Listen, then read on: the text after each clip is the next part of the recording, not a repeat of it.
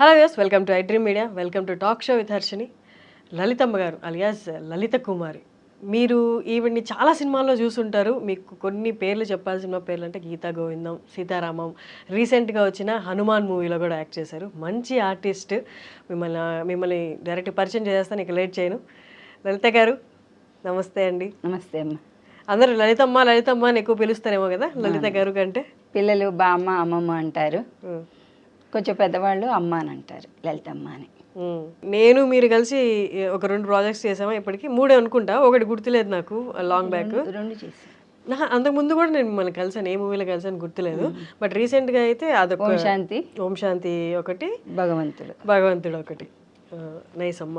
అంటే నేను మిమ్మల్ని షూట్లో చూసినప్పుడు నేను అనుకున్నాను అనమాట, అంటే ఎంత చక్కగా ఎంత ఎంతూసియాస్టిక్గా షూటింగ్కి వస్తారు. అంటే చక్కగా మీవన్నీ మీరు మీ సామాగ్రి అంతా సర్దుకొని నీట్గా పొద్దున్నే లేచి ఒక 4 చక్కగా షూటింగ్కి వస్తారు. ఆ షూటింగ్లో కూడా అంటే షూటింగ్ అన్న తర్వాత చాలా అన్కంఫర్టబుల్ సిచ్యువేషన్స్ ఉంటాయి.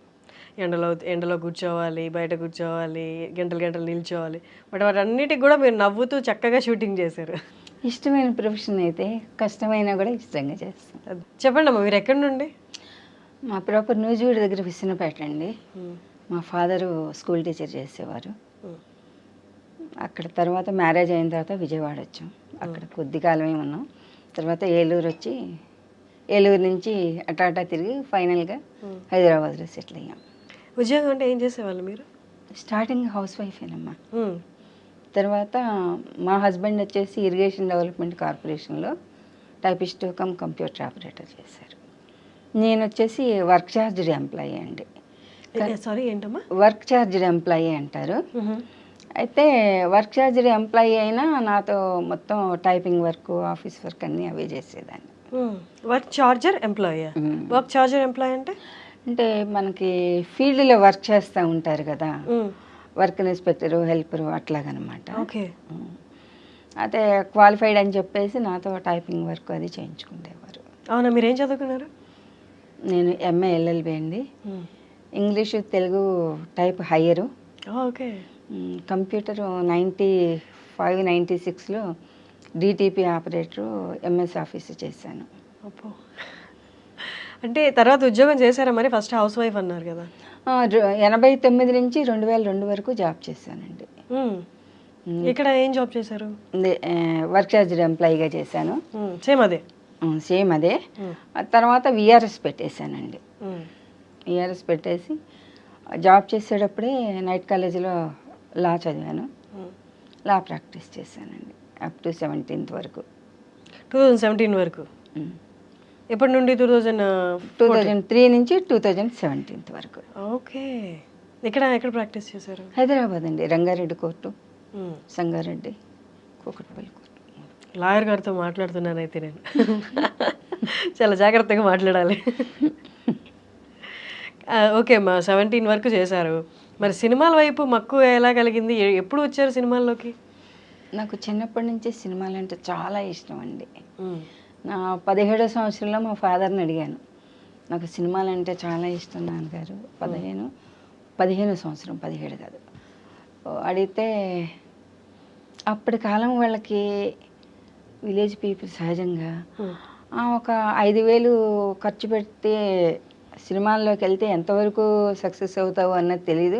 అదే 5,000 ఉంటే నీకు పెళ్లి చేసి చెప్తారండి, పంపించవచ్చు కదా అని అన్నారు ఫాదర్. ఎంతమంది మీరు? మేము 3 ఆడపిల్లలు, 3 మగపిల్లలండి. ఆ రకంగా మ్యారేజ్ షిఫ్ట్ అయిపోయింది లైఫ్. తర్వాత ఇక్కడికి వచ్చిన తర్వాత కూడా ట్రై చేసా, కానీ ఆఫీసులు అవి తెలియక ప్రాపర్ వేలో వెళ్ళకపోతే మళ్ళీ మనకి ఇబ్బంది అవుతుంది అని చెప్పేసి డ్రాప్ అయిపోయాను అనమాట. దీంట్లో సిటీ కేబుల్లో స్క్రోల్ వస్తుంటే నేర్పిస్తాము, 3 సినిమాలు 3 ఇవి సీరియల్స్ చేసేంత వరకు ఆఫీసులు చూపిస్తాము.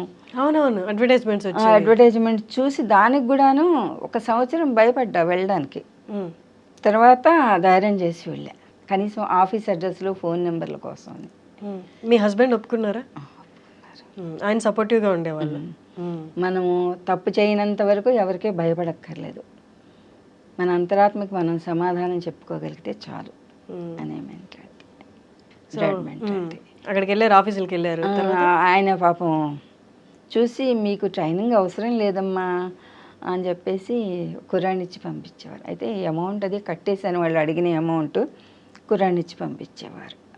ఆఫీస్కి ఇంత అని చెప్పి అతనికి పే చేయండి అని. ఆ రకంగా ఫస్ట్ నేను సుబ్రహ్మణ్యం ఫర్ సేల్ చేశానమ్మా.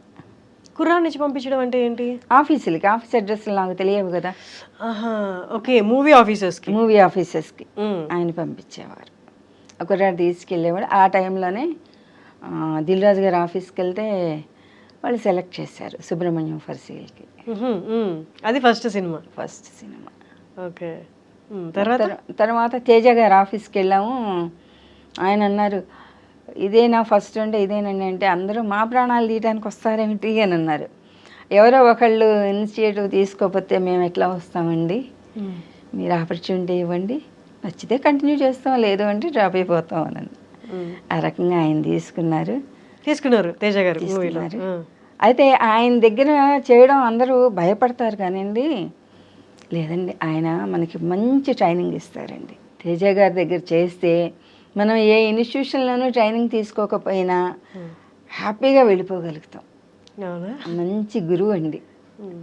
నేనైతే అదే చెప్పుకుంటాను, నేను ఏకలవ్య శిష్యురాలను ఆయనకి అని అంట. చిన్న చిన్న టిప్స్ దాన్ని ఫాలో అయిపోతే చాలు, మనం హ్యాపీగా ఉంటుంది. నేనైతే ఆయన్నే నా గురువుగా భావిస్తాను. అంటే ఏ డైరెక్టర్ అయినా ఒక్క రకం, ఆయన ఒక రకం, అందరూ మంచి గురువులే. అంటే నేర్చుకోవాలి అంటే తేజ గారు లాంటి వ్యక్తి దగ్గర అయితే ఆయన తిడతారు, కొడతారు అంటారు, కానీ అది తప్పండి. ఎందుకంటే 10 మందిలో మనం ఆయన తిట్టారు అంటే మనలో కసి పెరుగుతుంది.